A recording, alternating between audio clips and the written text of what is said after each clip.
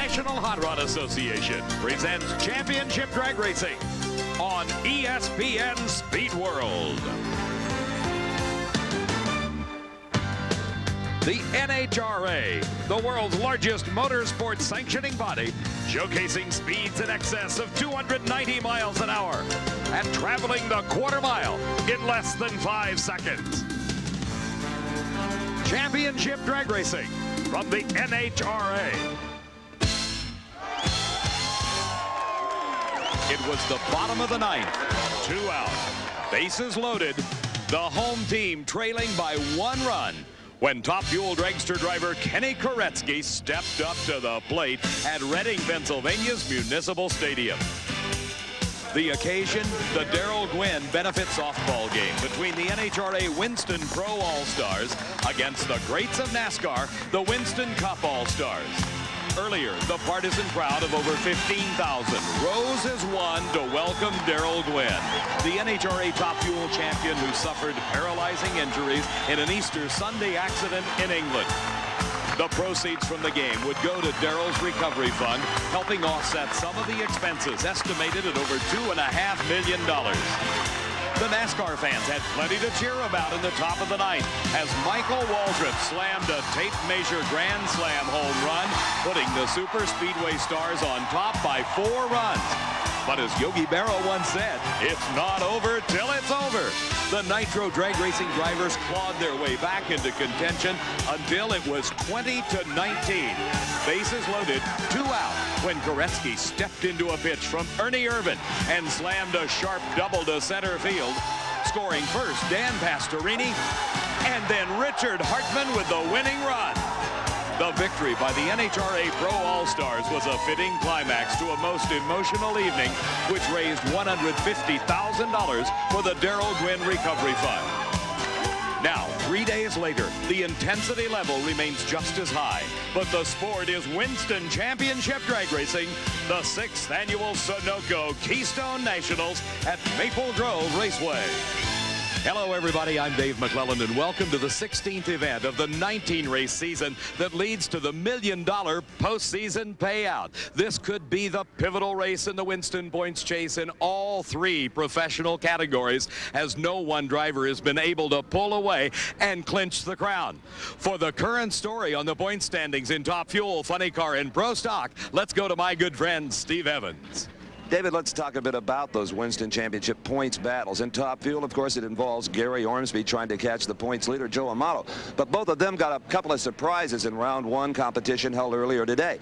2 big spoilers emerged. First of all, Gene Snow took low elapsed time of the event. Track record, 5:92. That's 50 Winston points. They both want. Maybe they'll get them back later on. Now, Eddie Hill has come back, well, from not the dead, but certainly comatose with a 4.94. Gene Snow and Eddie Hill, they don't give 2 hoots who wins the Winston Championship. They want to win today's event title. Snow is on Amato's side of the ladder, Hill on Ormsby's side. That could be the final 4 in Top Fuel when we get there later this afternoon. Now in Pro Stock, disaster struck in round number 1 for the points leader, Jerry Ekman. He red lighted, left the starting line too soon. That pushes him clear back to 3rd in points. He was devastated at the end of the racetrack.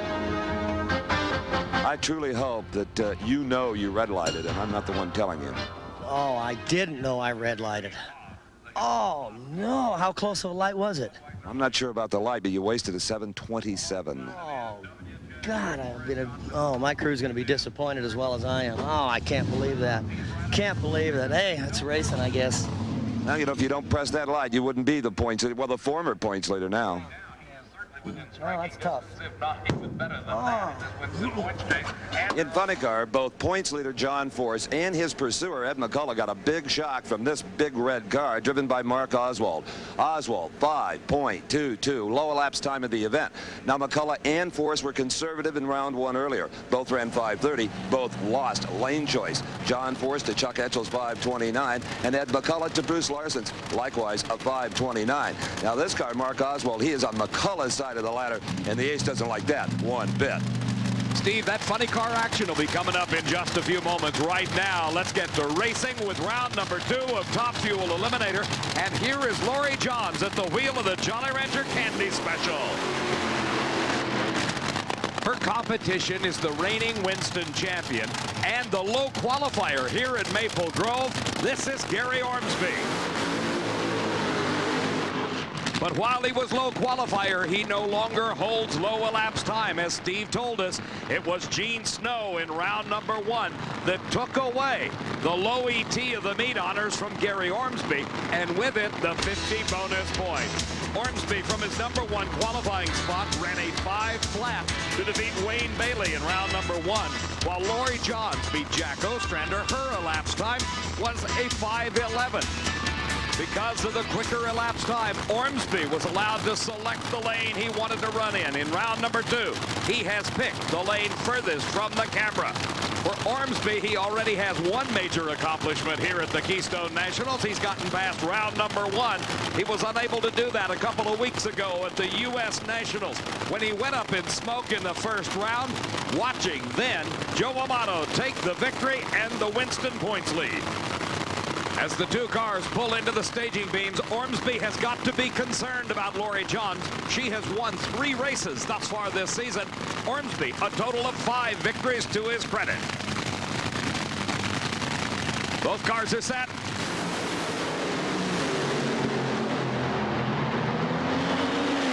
Ormsby pulls away to victory. Another 5 flat, and even more incredible, another 290-mile-an-hour time. His 3rd consecutive run at over 290.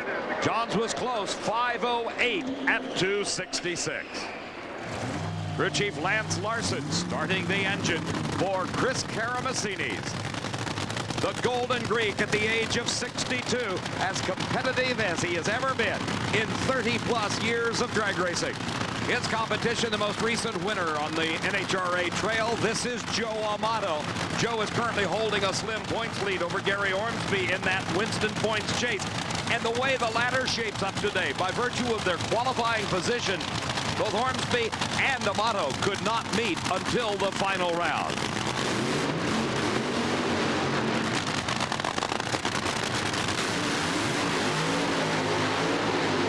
Let's go down to the far end of the racetrack and Steve Evans. You know, Gary, I don't think any driver has ever run 290 miles an hour 3 times in a row. I don't even think we did it when we had a 290 gear in it, Steve. This car is performing flawlessly today. Are you running only as hard as you have to, 2.5 flats? That's exactly what we're trying to do. As you know, we made a big mistake 2 weeks ago, and we're trying to eliminate that. Can you get the bonus points away from snow?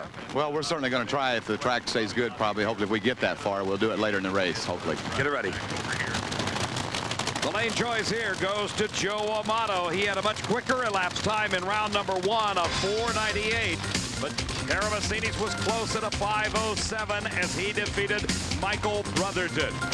Amato was the number 2 qualifier right behind Ormsby. He beat Dan Pastorini in that first round victory. After the burnout, Tim Richards, the crew chief for Joe, looking on intently, checking over that 4,000-plus horsepower race engine. They cannot afford a mistake. Every round is important this late in the season. Taking their time staging. The drivers making sure they're ready. Amato in the far lane by a car length defeats Karamessinis. Another great race. 4.98 seconds at 284 miles an hour. A losing time of a 5:04. 273 for Karamessinis. Only 44 thousandths of a second separated the two drivers. The 1990 NHRA Sunoco Keystone Nationals is being brought to you by Quaker State. The Big Q is one tough motor oil. And by Budweiser. Beechwood Age with that clean, crisp taste. This Bud's for you. And by Autolite Spark Plugs. The only plugs guaranteed for 2 years, no matter how far you go. More Top Fuel action coming up. It was my privilege to be a part of the ceremony that presented the symbolic check to Daryl Gwyn for $150,000. That was the proceeds from the benefit softball game between the NHRA Stars and the NASCAR Stars. Kenny Bernstein and all those involved in presenting the ball game were on hand for the check presentation. If you would like to make a contribution to Daryl's recovery fund, send it to the First National Bank of South Miami, 5750 Sunset Drive, South Miami, Florida, 33143. Our next pair in round number 2 of Top Fuel Racing finds Eddie Hill in the Super Shopped car on the far side of the racetrack. His competition is Frank Bradley. Let's go down to the far end of the track and Steve Evans. He is with the winner of the last pair of cars, Joe Amato. 498. We're happy. I mean, the car is pretty steady right there. We're not trying to go too fast to beat ourselves, but cars are running stout here. I mean, the track is good, the air is good, the crowd is outstanding. The best Top Fuel Racing of the year, I think. I think it's definitely. The cars are quickest they've been all year. This track is rapidly gaining a reputation for great side-by-side racing. In fact, it was a year ago that Joe Amato was part of history. The first side-by-side 4, it came on this racetrack against Shirley Muldowney. Now both Frank Bradley and Eddie Hill have completed their burnout. Bradley in the near lane in the easy wider special comes out of the number 12 qualifying spot. He defeated a tire-smoking Dick LaHaye in round number 1. Eddie Hill beat Tommy Johnson Jr. in round 1. He qualified 4th, but that round 1 race was a big step for Eddie Hill as he returned to the 4s with a vengeance. A 494 for Hill in the first round.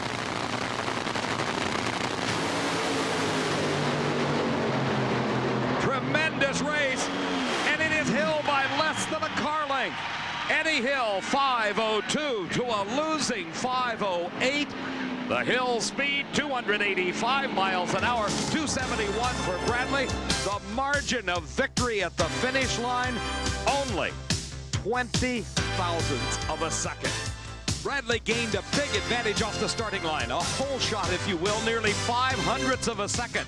But by mid-track, Eddie Hill had begun to make up the difference until he clawed his way into the lead. And as they approached the finish line, our camera right on the line shows you just how close this race was. Look at that. Eddie Hill, the winner over Frank Bradley. There's a Hill already down here, David. Eddie, with Bradley off the mark, a little bit ahead of you, made a good race out of it. It looked like he was, yeah. And then about half track, we started moving a little, and it just gradually eased out in front of him. That was a heck of a drag race. Indeed, a 502. Were you afraid maybe you were on the edge with the earlier 94? Yeah, we backed her down quite a bit. We may have backed her down a little more than we intended to. Cost you lane choice. Yeah, it did. We got a little too conservative, but... Things are pretty equal, though, wouldn't you say? Yeah, I don't think that's a problem. To say that Eddie Hill has regained his performance level, well, that's probably the understatement of the weekend. Here now is Shirley Muldowney at the wheel of the Otter Pop special of Larry Minor. Muldowney has also regained some performance based on her first round victory, where she ran a 508. But she has quite a challenge here. This is Gene Snow in the Mopar special. Snow has the distinction of holding low elapsed time of the meet, and with it the 50 bonus points that Joe Amato and Gary Ormsby want so desperately. Snow qualified number 6 at a 502.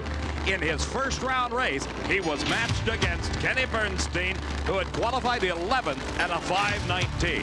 In one of the great races of the day, Bernstein, the Budweiser King, was in the near lane. We rode along as Kenny got a 1/10 of a second advantage. Then watch the left side of your screen. Snow pulled ahead, took the race, and set a new track record. Well, you couple a great car and a great surface, and you get track records, Snowman. 4.932, best ever here. That's the quickest I ever been. I haven't been a 4 seconds since I don't even know when. That is wonderful. And an amazing racetrack. A super racetrack. I'm telling you, this is a Houston, Dallas type deal, and I'm telling you, everybody's going to let it all hang out right here. We can't believe how excited we are. Bernstein was right there. I said, come on, car, don't quit yet. And we made it. Great job. Thanks. That advanced Snow into round number 2 to meet Shirley Muldowney, who in her first round race was matched against one of the 3 4-second qualifiers, Frank Hawley, in Daryl Gwyn's Coors Extra Gold special. Muldowney was in the near lane. Hawley in the far lane. He had qualified in a 499. But in round number 1, disaster struck. Shirley went on to win with her quickest time in months of 508. And for Hawley and Daryl Gwyn, what a disappointment. Frank, had the blower belt stayed on, it might have been another story. Well, yeah, I mean, we were, I'd started to lose sight of her, but it banged. It wasn't just the belt didn't just break, so there's a mechanical problem in the engine. And our weekend's over a little sooner than I thought it was going to be. Sooner than any of us thought it would be. Now in round number 2 of Top Fuel, Shirley Muldowney looking for another upset over Gene Snow. Both drivers concentrating on getting their car positioned exactly as they wanted in the staging beams. Muldowney in the near lane with a giant hole shot, and she's up in smoke. The engine letting go, and Snow threw the clocks to another 4-second time, 4.997 at a speed of 270 miles an hour. And what a disappointment for Shirley. That sets up now the final 4 pairings, where 2 4-second cars will battle it out. Joe Amato and Gene Snow. By virtue of the quicker ET in round number 2, Amato has the lane choice.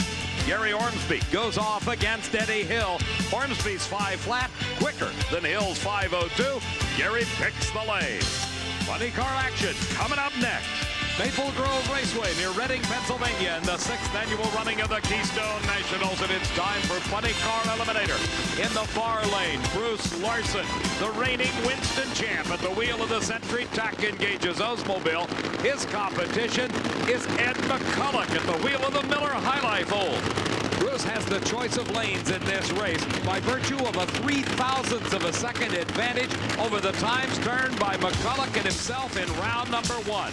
Larson qualified in the number 2 spot and beat Frank Kramberger in his first round race, while McCulloch came from his number 7 qualifying position to defeat Jim White in round 1. Ed has a double problem in this race. He has got to win to keep pace and try to catch John Force for the Winston points lead. And he is running in the lane that was just oiled by Shirley Muldowney. McCulloch pulls ahead at the start and holds on at the finish line in a great race. McCulloch at a 5.33 second elapsed time. His speed 265 miles an hour. Larson close at a 5.35, 277. The difference, 43 thousandths of a second at the finish line. McCulloch advances to the final 4. Here now is Casey Spurlock.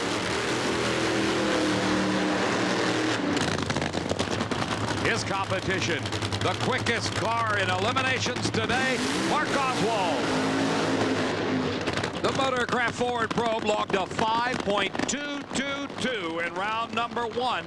That's the quick ET of the meet thus far, and certainly gave him lane choice over Spurlock's very respectable 5.28. Let's go to Steve with Ed McCulloch. And as if you needed more pressure, you go to the starting line without lane choice on a lane that maybe was marginal, 5.33, you whipped him. Well, you know, this has been a, tough weekend for us. We didn't have lane choice there. You know, Bruce has been running awful good out there. We really don't like the right lane, but if that's where we got to run, and Shirley oiled it in front of us, but we were able to, she went to the inside when she oiled it. We went to the outside, went through there. We had it backed up a little bit for that round, so we'll make it. Good driving. Thank you. McCulloch coming off a great victory 2 weeks ago. He took his 5th U.S. Nationals crown. The question being asked all season long is, when is the big red and white car of Candies and Hughes coming to life? It may very well be here, as Mark Oswald qualified number 6, then ran that great 5.22 to beat Mike Dunn. Casey Spurlock qualified 3rd at a 5.30. He beat Tim Gross in his first round race. A pair of Ford Pros. KC, they call him Hollywood Spurlock, at the wheel of the Adidas Gambler. Staging in the near lane. There's a shot. Leonard Hughes nearest the camera. He's the crew chief. Paul Candies, the car owner, looking on intently as Mark Oswald and Casey Spurlock duel it out. And Oswald with a whole shot victory over Spurlock, identical 5.27 second elapsed times. The speed for Oswald 263, 10 mile an hour faster was Spurlock. The margin of victory at the finish line, 47 thousandths of a second, just about the amount of the starting line advantage. 0.05 of a second went to Mark Oswald over Casey Spurlock. He continued to hold on to the lead as we look in replay.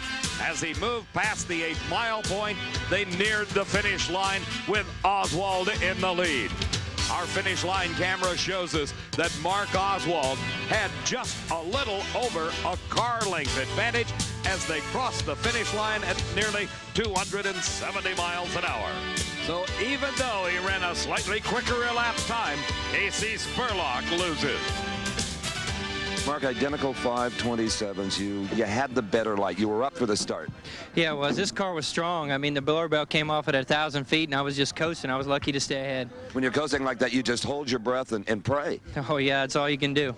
What would it have run had the blower belt stayed on? Oh, it'd run probably about a 23 or 4 like it did last time. Ooh, we look forward to that later on. Despite the problems, another strong performance by the Big Red Machine. Back in the top fuel pit area, the crew headed by Lee Beard, getting the engine ready for the Final Four match between Gary Ormsby and Eddie Hill. Regardless of the race car, this is Joe Amato's machine. The crew preparing it for its Final Four race with the quickest car of the meet, Gene Snow. That'll be coming up in just a few moments. Right now, let's get on with round number 2 of Funny Car Eliminator. This is the Winston points leader, John Force, at the wheel of the Castrol Oldsmobile. John is in a somewhat unusual position here in round number 2. He does not have the opportunity to select his lane as Austin Coyle makes a final check under the fiberglass body. Force has got to be thinking back to that first round race when he lost the lane choice. He had qualified number 1 and beat Al Hoffman in round 1 with a 5:30. But Chuck Etchells, his competition here in round 2, qualified 8th and beat Dominic Santucci with a 5:29. That gave him the lane choice, and Etchells has selected the lane furthest from the camera. We're riding with John Force.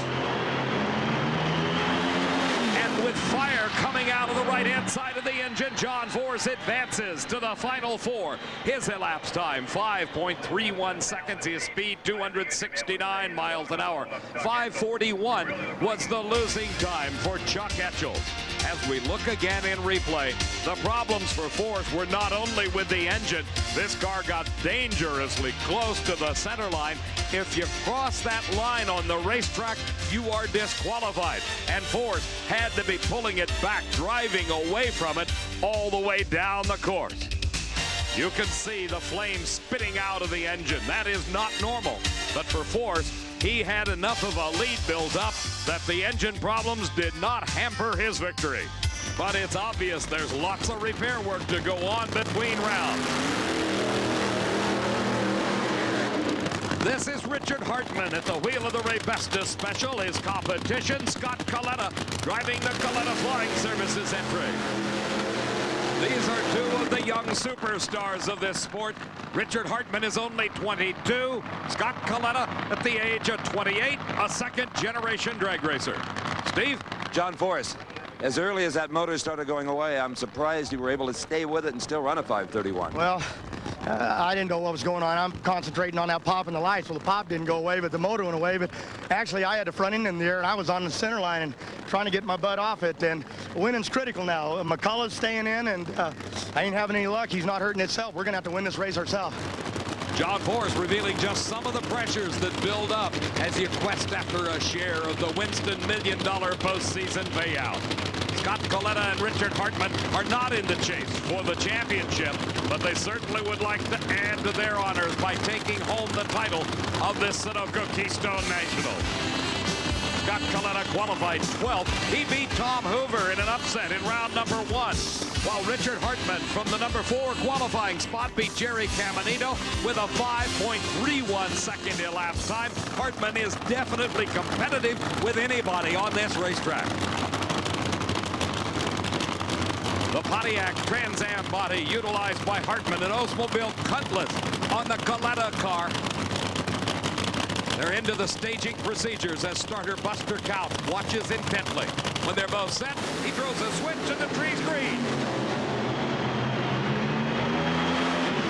Hartman easily outdistances Coletta. His elapsed time, 5.37 seconds. His speed over 251 miles an hour. The continuing strong performances by Hartman at the wheel of Nick Bonanfanti's Pontiac puts him into the Final Four. His competition, John Force. Force with that 5:31 gives him the lane choice. The other pair, Ed McCulloch against Mark Oswald, a titanic battle here. Oswald getting the lane choice. Next, the factory hot rods Pro Stock Eliminator at the Keystone Nationals. At Maple Grove Raceway, and as we get set for the final four in Pro Stock, let me just remind you that at the end of the race, we're going to be announcing the winner of the Goodyear Eagle Driver of the Race Award. Goodyear will be giving $1,000 to SEMA, the scholarship fund of the Specialty Equipment Market Association, in that driver's name. The burnout's underway for the final four in Pro Stock. Mark Powick against Daryl Alderman. Here are the two quickest cars in Pro Stock racing. Mark holds the national record at 7.220 seconds. Daryl tied it in qualifying with an identical time. He must run quicker to set the new national record. He has had runs in eliminations of 7:22 with a 6 and a 7:23 as he beat Harry Scribner and Ricky Smith. Mark Powick beat Gordon Rivera and Steve Schmidt and definitely doesn't want to lose his record. Mark, you have something that Daryl Alderman wants. And my proudest possession, Steve's a national record, and he's sure been gunning for it all weekend. My job is to try to stop him from getting it. Steve, I swear, if we can get a good, smooth, straight run, that car will run a 7:21 something. That'd do it. Thank you. The record requires a 1% backup. Obviously, the 7.220 will back up anything down to around a 7:18. Incredible thoughts about the potential of either one of these race cars. Alderman in the Dodge out of Opar Parts in the far lane. We're riding with him.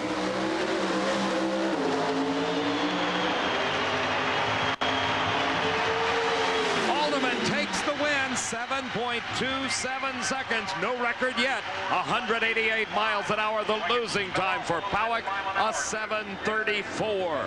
So Daryl Alderman advances to his 5th final round this season, and Mark Powick keeps his record, at least for now. Here are two racers locked in the Winston points chase. Warren Johnson in the Oldsmobile came into the event in the number 2 spot. Bob Glidden in the Ford in number 4. Let's go to the far end of the track and Steve. Well, Daryl, you said earlier, if the car goes straight, maybe I can get the record. It seemed to go straight, but a 7:27 to beat Powick. Well, evidently the track's going away, Steve, because I feel that the car will run a low 20, you know, in this kind of conditions. Maybe he's saving the best for last? Could be. You can't ever tell. Maybe we ought to switch lanes if we can get lane choice. Off to our right is Mark Powick. The good news for Mark, the only good news, his record is still intact. I'm happy it's still here, but we got to watch Warren yet, Steve. Anything can happen, you know. I just did our best. We're going to get him one of these days, honest. I know you will, and we're all going to watch Warren right now. Incredibly close racing in Pro Stock, not only at this event, but also over the entire season. This has not been the greatest year that Bob Glidden has had, but he's got fond remembrances of Maple Grove, because it was 1 year ago here that he won his 75th title. He beat Jim Yates and Larry Morgan earlier today, while Warren Johnson beat Jerry Haas and Bruce Allen in his 1st and 2nd round races. Johnson at the wheel of the AC Delco Olds qualified in the number 2 spot. Glidden in the Motorcraft Ford was the number 6 qualifier. Glidden last to stage and first to leave.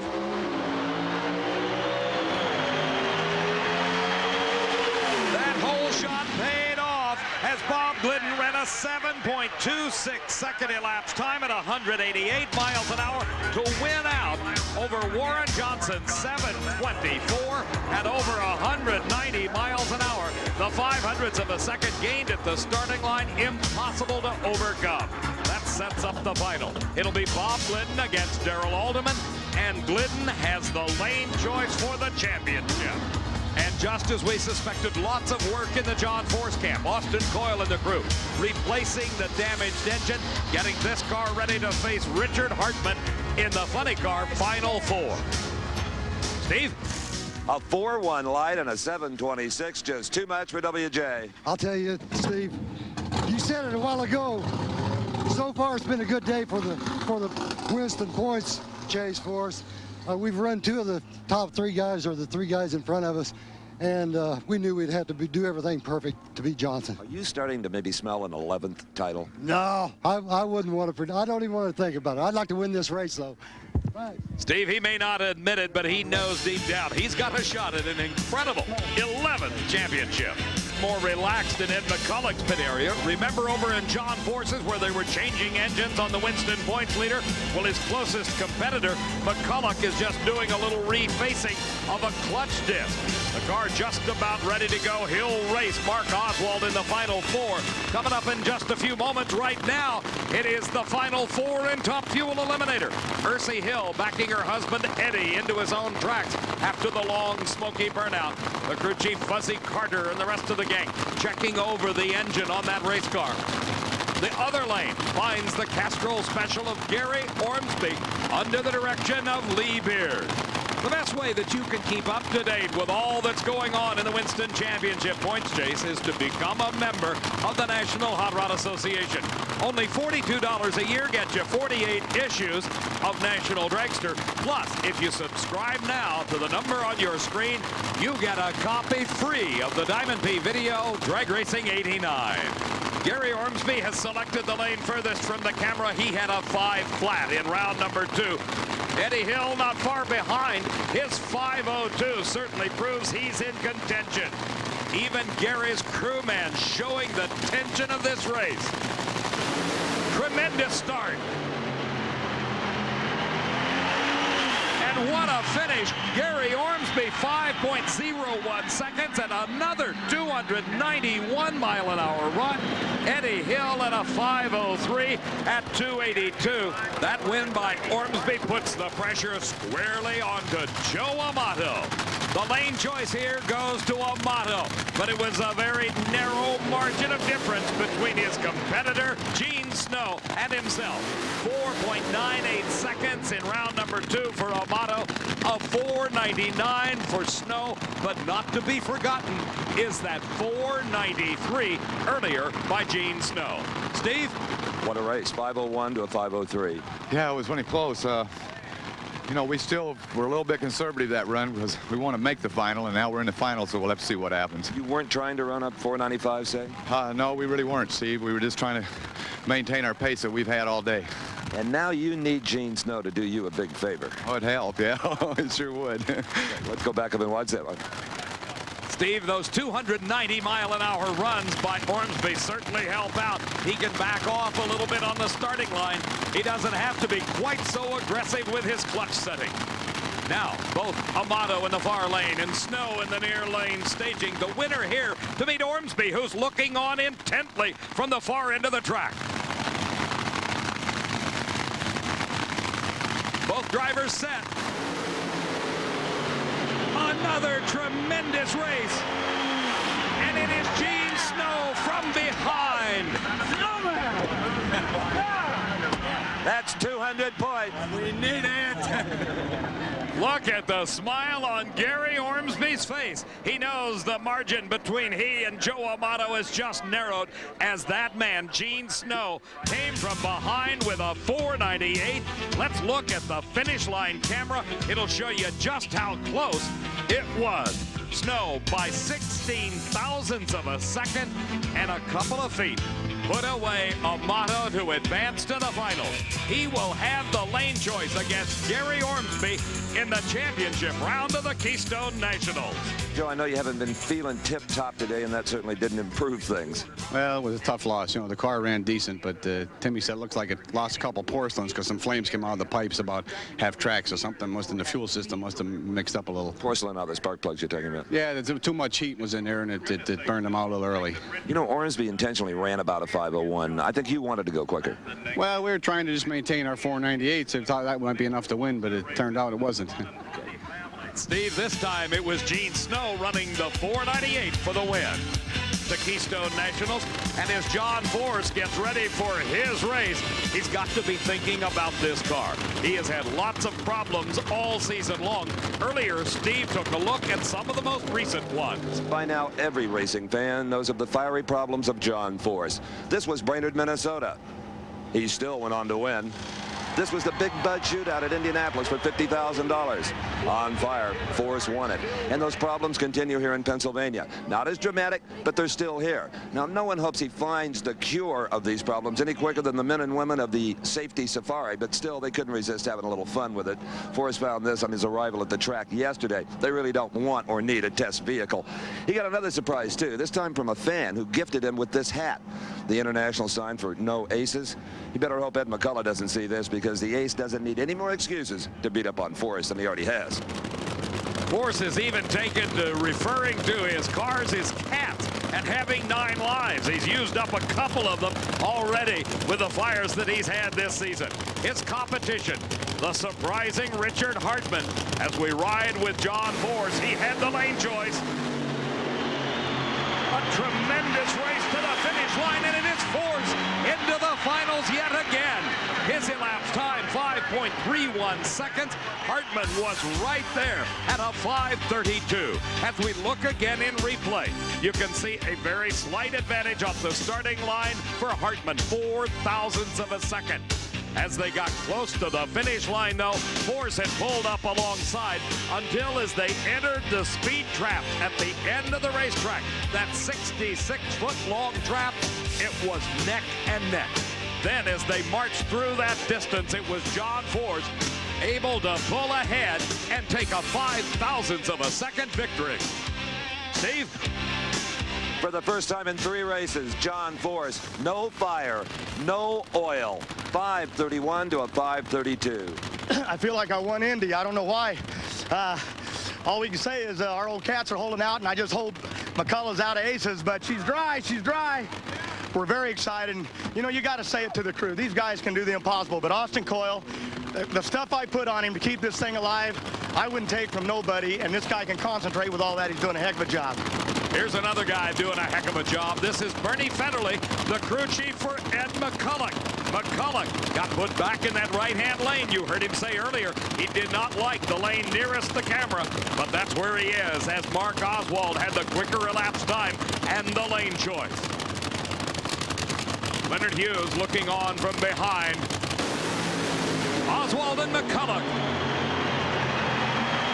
And Mark Oswald puts away. Ed McCullough moves to the finals, gives John Forrest a decided advantage in the Winston points chase. Look at the dive. They're back into the 520s with a vengeance. 5:24 at 279 miles an hour, and that sets up a classic final round between Mark Oswald and John Forrest. Oswald has the opportunity to put away the 2 leaders in the Winston points chase, and he has the lane choice against Forrest in the final. In Gary Ormsby's pit area, crew chief Lee Beard personally adjusting the clutch, the crucial setting to the success of a nitro-burning race car today. Ormsby races Snow in the Top Fuel final. Now, let's go to the far end of the racetrack and Steve Evans. Well, Dave, I think the ace is feeling a little more like a deuce right now. That's tough. Well, you know, that's drag racing, Steve. You know, I mean, Oswald got hot today, and, you know, they're running extremely well. All I can do is hope that he saw his Force off next round and, you know, keep it that close. I mean, this deal's still not over. Oh, not by a long ways, thanks. Yeah. The Keystone Nationals finals, rounds of 4 in Top Fuel, Funny Car, and Pro Stock at the Keystone Nationals. The skies opened up and a substantial rainfall occurred, forcing a delay in the final rounds of competition. That was advantageous for the racers because it gave them a chance to work on the race cars. Gene Snow's crew, for example, had a leisurely pace to get his car ready for the match with Gary Ormsby in the final round. In fact, Snow himself had the chance to spend a lot of time inside his trailer taking a look at those computer tapes that tell him what went on with the race car during the previous run. But now the track is dry and we're set for the finals in Pro Stock Eliminator. We're riding along with Daryl Alderman in the Dodge Daytona. He is in the lane nearest the camera, put there by his competitor Bob Glidden. Alderman, remember, has a shot at the national record, but so does Bob Glidden. His previous 7:26 could serve as a backup for a run under the 7:22 mark currently held by Mark Powick.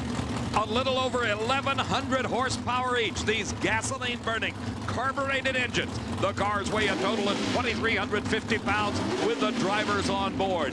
There's the view from the cockpit of Daryl Alderman's Dodge. You see the Christmas tree just off to the left as he pulls into the beams. Second, following Bob Glidden. A red light start for Glidden. You saw it out the window. Daryl Alderman has already won this race. Now the question is, can he get the record? No, 7.28 seconds. His speed 188 miles an hour. Daryl Alderman has just taken his third victory of the season and moved himself into contention for the Winston Championship. Let's look again. Bob Glidden's car, the clutch engaging. He could not hold it on the starting line. He rolled through the lights. Here was the view as was seen by Daryl Alderman. He knew as he left the starting line, he had the victory in his pocket. First words I heard from Daryl Alderman was, what did we go? You didn't get the record, but you won the race. 7:28. That's the main thing. You know, we slid the clutch the round before when I told you on the 27 run that the track conditions wasn't there, but I don't know if we slid it that bad to just run a 28 because we should have run faster with the air conditions. But the short wheelbase Daytona, it likes a good track like Maple Grove. It sure does, and that's, you know, that's why it's ET'd good here, and it didn't ET good at Indy. Well, you know now you can run as quick as anybody in the world of Pro Stock. Yeah, all we got to do is find the right track to run on. That's him, the Pro Stock champion. The win by Daryl Alderman has reshuffled the point standings, bringing him into close contention. Johnson first, Morgan, Glidden, Ekman, and Alderman less than 1,000 points, separating the top 5 cars. Only 3 races to go. An adjustment to the wheelie bars on John Force's car as he gets set to contest the funny car crown. Keystone Nationals as John Force gets ready to take on Mark Oswald. Oswald has got the lane choice. He has put Force in the lane nearest the camera. But as we've seen, it really doesn't seem to matter that much. The time's exceptionally good out of either lane. Nighttime conditions prevail here at Maple Grove. The rains earlier today forcing the finals under the lights. And for John Force, this is like the days of old. He cut his teeth night racing in Southern California. His crew chief Austin Coyle directing him up into the proper spot at the starting line. Mark Oswald in the far lane. The crew looking on intently for both drivers. A lot of pressure here on Force. A victory would move him 200 points further ahead of Ed McCulloch in the Winston chase. And across the finish line first is John Force.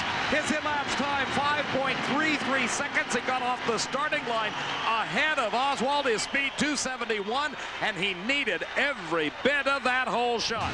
The time for Oswald was 5.30. Look in replay. 0.06 of a second approximately at the starting line for Force. That gave him the initial lead that he never relinquished. As they passed half track, Oswald was trying to pull back. He ran a quicker elapsed time, but was a little bit late off the starting line, and that proved to be the difference. At the finish line, 42 thousandths of a second, and the Keystone Nationals Championship to John Force. Just like 1 year ago, John Force has hole-shotted his opponent to win the Keystone Nationals. Your 5:33 beat his 5:30. Great job. 5:30? You got it. His 5:30. They made a mistake here. They gave me Orange County on Saturday night where I grew up and in the dark, and they gave me Austin Coyle and the best team and Castro, Jolly Rancher, and Oldsmobile, and all these fans, and I love everybody, and that's what it's all about, I guess. The best part is it's not on fire. It's not even singed. Maybe those troubles are over. She's clean. I heard her on the burnout. 33 to 30. On the burnout, I knew she was an animal, and Coyle said he was going for it. I was real nervous about it, but you ought to ask Coyle what he thinks, because this guy, I put a load on him, and I beat him up, and I'm tired of it. Coyle, give me some love over here, huh, buddy? One thing we never tire of is listening to John Force. Steve, maybe John is beginning to show just a bit of the pressures of the Winston chase, and this night a little more restrained than normal, but he's padded his lead in that points chase. McCulloch second, Larson, Oswald, and Spurlock round out the top 5. Lee Beard's crew manicuring that starting line, trying to find the stickiest spot to leave from. Over in the far lane, Gene Snow, who has the lane choice, is backing up into his track. Snow, the quickest car of elimination and the meet, at a 4.932. But don't forget, Ormsby qualified at a 4.939. The difference between the two, only 7/1000ths of a second, and times are critical, because should Gary Ormsby win this race and set a new low elapsed time, he would pick up the 50 bonus points currently held by Snow, and that would give him enough to put him ahead of Joe Amato in the Winston chase. Snow not in contention for the crown, but certainly playing the role of a spoiler as he comes into the beams. Is crew chief Chris Eckert making the final adjustment to the car as both Ormsby and Snow now set the race. And problems for Snow. Gary Ormsby wins the race. He does not set a new low ET. He goes 499 at only 274 miles an hour, indicating that he must have shut off early because his 4 previous runs had been over 290 miles an hour. Now in replay, you can see Ormsby gaining a slight advantage over Snow at the start. Then as they move down track, the problem set in for Snow. The sparks shooting out of the engine indicated mechanical problems as Ormsby was able then to march on to the finish line at a time of 4.99 seconds. Ormsby, the winningest Top Fuel driver this season, just clinched number 6. Let's go down to the far end of the track. Steve's with the champion. Gary Ormsby finally with the helmet out. He tells Lee Beard that you blew the burst panel out and still ran 499? Yeah, it let go about probably close to 100 feet for the lights. You accomplished almost everything you wanted to do. Not quite get the points lead, but it's around 50 now. You're behind Amato. Well, I'll tell you, Steve, that's a lot better than when we came in here. It was a great job these guys did for me this weekend. How about all of those 290-mile-an-hour speeds? Isn't that incredible? Just another credit for Lee and the job the guys did for me this weekend. Take a little credit yourself. You did some fine driving. Thank you, Steve. Gary Ormsby is the Sunoco Keystone Nationals Top Fuel champion, and nobody happier than Lee Beard. Steve, while the crew celebrates, 48 points now separate Joe Amato from Gary Ormsby. In third is Dick LaHaye, Laurie Johns, and then Gene Snow adds to his points total. He stays 5th. In our opinion, the Goodyear Eagle driver of the race is Gene Snow. So Goodyear will be sending a check for $1,000 in his name to the scholarship fund of the Specialty Equipment Market Association. From a very good driver for a very good cause. For Steve Evans, I'm Dave McClellan saying so long from Maple Grove. The 1990 NHRA Sunoco Keystone Nationals has been brought to you by Ford and your Ford dealer. Have you driven a Ford lately? And by Autolite Spark Plugs, the only plugs guaranteed for 2 years, no matter how far you go. Coverage of the NHRA Keystone Nationals has been a presentation of Diamond P Sports in association with ESPN.